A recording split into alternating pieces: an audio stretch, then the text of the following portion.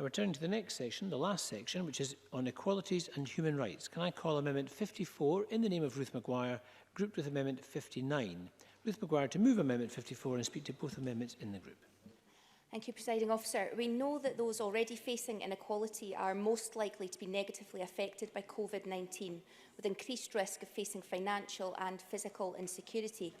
Women, for example, are affected in terms of their own health as frontline workers, as carers, but also in policies brought forward to manage its impact.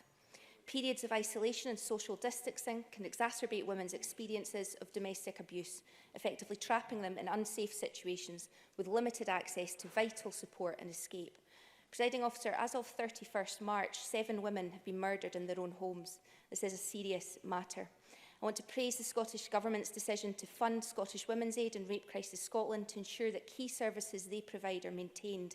And I want to thank Women's Aid and Rape Crisis for the important work that they do to keep women safe, which is always challenging, but it's probably been particularly difficult recently.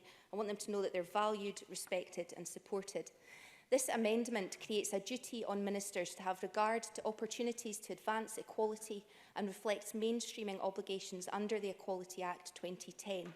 It does not introduce any additional reporting obligations during this period of crisis, but what it does do is ensure that Scotland's efforts to eradicate gender inequality lose as little ground as possible during this crisis.